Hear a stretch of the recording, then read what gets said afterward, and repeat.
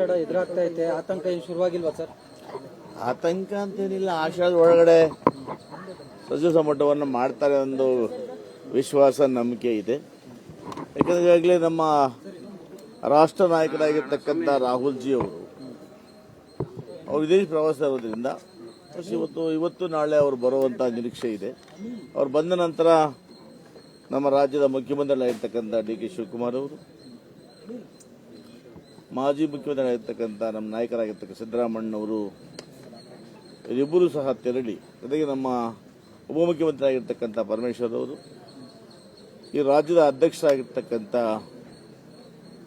ಹರೀಶ್ ಪ್ರಸಾದ್ ಅವರು ಕೂಡ ಈ ಒಂದು ದೆಹಲಿಗೆ ತೆರಳಿ ಆ ಒಂದು ಸಂಭಾವನೆಯ ಪಟ್ಟಿಯನ್ನು ಆಕೆಯವರು ಮಾಡ್ತಾರೆ ಅನ್ನೋ ವಿಶ್ವಾಸ ಇದೆ. ಖಂಡಿತವಾಗ್ಲೂ ಕೂಡ, ಯಾಕಂದರೆ ಇನ್ನು ಮುಂದೆ ಇದೇ ತಿಂಗಳಲ್ಲಿ ಅಥವಾ ಆಗಸ್ಟ್ ಮೊದಲ ವಾರದಲ್ಲಿ ಈ ಒಂದು ವಿಧಾನಸಭೆ ಕಲಾಪ ನಡೆಯೋದರಿಂದ ಅಷ್ಟರೊಳಗಡೆ ಎಲ್ಲ ಪ್ರಕ್ರಿಯೆಗಳನ್ನು ಮುಗಿಸಬೇಕಾಗಿರೋ ಕಾರಣಕ್ಕಾಗಿ ಈಗಾಗಲೇ ಭಾಳಷ್ಟು ತಡ ಆಗಿದೆ. ಎಲ್ಲರೂ ಕೂಡ ಒಂದು ತಿಂಗಳು ತಡ ಆಯಿತು ಅಂತೇಳಿ ಶಾಸಕ ಮಿತ್ರರೆಲ್ಲ ಕೂಡ ಮಾತಾಡ್ಕೊಳ್ತಾ ಇದ್ದಾರೆ. ಹಾಗಾಗಿ ವಿಶ್ವಾಸ ಇದೆ 10-11 ಒಳಗಡೆ ಈ ಒಂದು ಸಚಿವ ಸಂಪುಟ ಫೈನಲ್ ಆಗುತ್ತೆ ಅನ್ನೋ ವಿಶ್ವಾಸ ಇದೆ. ಸರ್, ಹೊಸ ಸರ್ಕಾರ ಆಗಿದ್ರೆ ತಡ ಮಾಡಿದ್ರೆ ಅದಕ್ಕೊಂದು ಅರ್ಥ ಇತ್ತು. ಆನ್ ಗೋಯಿಂಗ್ ಗೌರ್ಮೆಂಟ್ ಇತ್ತು, ಬರೀ ಸಿಎಂ ಚೇಂಜ್ ಆದ್ರು, ಆದ್ರೆ ಇಷ್ಟೊಂದು ವಿಳಂಬ ಮಾಡೋ ಅವಶ್ಯಕತೆ ಇತ್ತಾ ಅಂತ? ವಿಳಂಬ ಮಾಡೋ ಅವಶ್ಯಕತೆ ಇರಲಿಲ್ಲ. ಒಂದು MLC ಚುನಾವಣೆ ಬಂತು, 18ರ ತನಕ ಚುನಾವಣೆ ಇತ್ತು. ತದನಂತರ ನಮ್ಮ ನಾಯಕರಾಗಿರ್ತಕ್ಕಂಥ ರಾಹುಲ್ ಗಾಂಧಿಯವರು ವಿದೇಶ ಪ್ರವಾಸ ಹೋಗಿದ್ರೆ ತಡ ಆಯಿತು ವಿನಃ ಉದ್ದೇಶಪೂರ್ವಕವಾಗಿ ತಡ ಆಗಿಲ್ಲ. ಒಂದು 15 ತಡ ಆಗಿದೆ. ಅದು ಕೂಡ ಸಮಾಧಾನದಿಂದ ನಾವೆಲ್ಲ ಕೂಡ ಸಹಕರಿಸ್ತಾ ಇದ್ದೀವಿ. ಸೊ ಒಟ್ಟಾರೆಯಾಗಿ ಈ ಒಂದು ವಾರದ ಒಳಗಡೆನೆ ಸಚಿವ ಸಂಪುಟ ವಿಸ್ತರಣೆ ಆಗುತ್ತೆ ಅಂತ ಭರವಸೆ, ವಿಶ್ವಾಸ ಇದೆ. ರಾಜ್ಯದಲ್ಲಿ ಸಮಸ್ಯೆಗಳಿದಾವೆ ಸರ್. ಈಗ ಬರ ಬಂತು, ಶಿಕ್ಷಣ ಸಚಿವರಿಲ್ಲ, ಸಚಿವರು ಮತ್ತೆ ಅಧಿವೇಶನ ಕೂಡ ಮುಂದಕ್ಕಿದೆ ಕಾರಣ ಕೃಷಿ ಸಚಿವರಿಲ್ಲ. ನಿಜ, ಈ ಒಂದು ಬರ ಬಂದಿದೆ. ಒಂದು ಕಡೆ ಸುಮಾರು 12 ಜಿಲ್ಲೆಗಳಲ್ಲಿ ಅತಿವೃಷ್ಟಿ, ಒಂದು 15 ಜಿಲ್ಲೆಗಳಲ್ಲಿ ಅನಾವೃಷ್ಟಿ. ಇವತ್ತು ಬಿತ್ತನೆ ಕೂಡ ಆಗಿಲ್ಲ. ಶೇಕಡ ಬಿತ್ತನೆ ಕೂಡ ನಮಗೆ 60ರಷ್ಟು ಕೊರತೆ ಆಗಿದೆ ಬಿತ್ತನೆ ಕೂಡ. ಸೊ ಇವಾಗ ಇದ್ದೋಪಾದಿಯಲ್ಲಿ ನಮ್ಮ ಶಾಸಕ ಮಿತ್ರರಾಗಿರ್ತಕ್ಕಂಥವರು ಇವತ್ತು ಮೋಡ ಬಿತ್ತನೆಯನ್ನು ಕೂಡ ಮಾಡಲಿಕ್ಕೆ ಹೊರಟಿದ್ದಾರೆ. ನಾವು ಕೂಡ ನಮ್ಮ ಕೋಲಾರ ಜಿಲ್ಲೆಯಲ್ಲಿ, ವಿಶೇಷವಾಗಿ ಕೋಲಾರ ಚಿಕ್ಕಬಳ್ಳಾಪುರ ಜಿಲ್ಲೆಯಲ್ಲಿ ಮುಖ್ಯಮಂತ್ರಿಗಳು ಚರ್ಚೆ ಮಾಡಿ ಒಂದು ವೇಳೆ ಸರ್ಕಾರ ನಮಗೆ ಕೂಡ ಪ್ರೈವೇಟಾಗಿ ಮಾಡಲಿಕ್ಕೆ, ಸ್ವಂತ ಹಣವನ್ನು ಖರ್ಚು ಮಾಡಲಿಕ್ಕೆ ಅವಕಾಶ ಕೊಟ್ಟರೆ ರೈತರಿಗೋಸ್ಕರ ನಾವು ಕೂಡ ಮೋಡ ಬಿತ್ತನೆಯನ್ನು ಮಾಡೋದಕ್ಕೆ ತಯಾರಾಗಿದ್ದೇವೆ. ಎರಡನೇದಾಗಿ ಇವತ್ತು ರೈತರಿಗೆ ಸಂಕಷ್ಟ ಆಗಿದೆ. ಈ ಸಂಕಷ್ಟವನ್ನು ಮುಖ್ಯಮಂತ್ರಿಗಳು, ಅಧಿಕಾರಿಗಳು ಸಮರ್ಥವಾಗಿ ಎದುರಿಸ್ತಾ ಇದ್ದಾರೆ.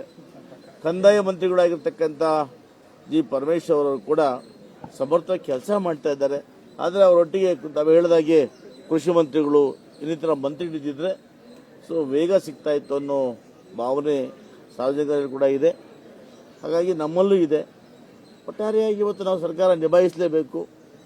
ನೀವು ಈ ವಾರದಲ್ಲೆಲ್ಲ ಮುಗಿಯುತ್ತೆ. ಅಲ್ಲ, ಹಿಂದೆಲ್ಲ ಶಾಸಕರು ನೀವು ಎಲ್ಲಿಗೆ ಹೋದ್ರಿ ಮಾಡಿ ಅಂತ, ಈಗ ಯಾಕೆ ಹೋಗ್ತಾ ಇಲ್ಲ ಯಾರು ಅಂತ? ಅಲ್ಲ, ಈಗ ಅವ್ರು ಇಲ್ವಲ್ಲ. ಈಗ ಅವ್ರು ಮಾಡೋದಿಲ್ಲ ಅಂತ ಹೇಳಿದ್ರೆ ನಾವು ಡೆಲ್ಲಿಗೆ ಹೋಗ್ತಾ ಇದ್ವಿ. ಈಗ ಮಾಡ್ತೀನಿ ಅನ್ನೋ ಭರವಸೆಯನ್ನು ಕೊಟ್ಟಿದ್ದಾರೆ. ಅದು ನಮ್ಮ ನಾಯಕರಾಗಿರ್ತಕ್ಕಂಥ ರಾಹುಲ್ ಗಾಂಧಿಯವರ ಆಗಮನಕ್ಕೆ ಕಾಯ್ತಾ ಇದ್ದೀವಿ. ಅವರೇನು 1 or 2 days ಬರ್ತಾರೆ. ಹಾಗೆ ನಾವು ಮತ್ತೆ ಡೆಲ್ಲಿಗೆ ಅಗತ್ಯ ಬಿದ್ದರೆ ಹೋಗ್ತೀವಿ. ಕೆಲವೊಂದು ಕಡೆ ಅಸಮಾಧಾನ ಹೆಚ್ಚಾಗ್ತಾ ಇದೆ ಸರ್, ತಡ ಆಗ್ತಾ ಇರೋದಕ್ಕೆ. ಅಸಮಾಧಾನ ಹೆಚ್ಚಾಗಿ ಸ್ವಲ್ಪ ನಿರುತ್ಸಾಹ ಆಗ್ತಾ ಇದೆ, ಉತ್ಸಾಹ ಕಡಿಮೆ ಆಗ್ತಾ ಇದೆ. ಯಾಕಂದ್ರೆ ಉತ್ಸಾಹ ಕಡಿಮೆ ಆಗ್ತಾ ಇದೆ. ಯಾಕೆ ಅಂದ್ರೆ ಸಮಯ ಬಹಳ ಕಡಿಮೆ ಇದೆ. ಇನ್ನಿರ್ತಕ್ಕಂಥ 1 ವರ್ಷ 12 ತಿಂಗಳಲ್ಲಿ ಬರ್ತಕ್ಕಂಥ ಚುನಾವಣೆಗಳು, ಗ್ರಾಮ ಪಂಚಾಯಿತಿಗಳು, ತಾಲೂಕ್ ಪಂಚಾಯಿತಿ, ಜಿಲ್ಲಾ ಪಂಚಾಯಿತಿ, ಕೃಷಿ ಮಾರುಕಟ್ಟೆ, ಇವೆಲ್ಲ ಚುನಾವಣೆಗಳು ಈ ವರ್ಷದಲ್ಲಿ ಸಾಲ ಬರೋದ್ರಿಂದ ಸಾಕಷ್ಟು ಸಮಯ ಆ ಚುನಾವಣೆಗೆ ಹೋಗ್ಬಿಡ್ತದೆ. ಆಮೇಲೆ ಕೋಡ್ ಆಫ್ ಕಂಡಕ್ಟ್ ಅಂತ ಬಂದಾಗ 2-3 ತಿಂಗಳು ತಡ ಆಗಿಬಿಡ್ತದೆ. ಸೊ ಸಚಿವರು ಏನು ಕೆಲಸ ಮಾಡ್ಲಿಕ್ಕೆ ಆಗ್ತದೆ. ಹಾಗಾಗಿ ಬೇಗ ಕೊಟ್ಟಿದ್ರೆ ಇನ್ನಷ್ಟು ಕೆಲಸ ಮಾಡಬಹುದಾಗಿತ್ತು ಅಂತೇಳಿ ಹೊಸದಾಗಿ ಸಚಿವರಾಗತಕ್ಕಂಥವ್ರು ಉತ್ಸಾಹ ಇದೆ.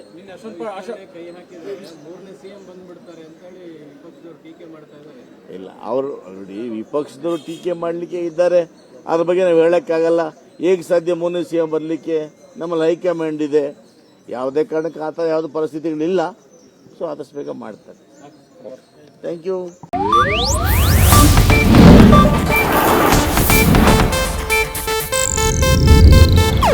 ಇದು ಏಷ್ಯಾನೆಟ್ ನ್ಯೂಸ್ ನೆಟ್ವರ್ಕ್ ಪ್ರಸ್ತುತಿ.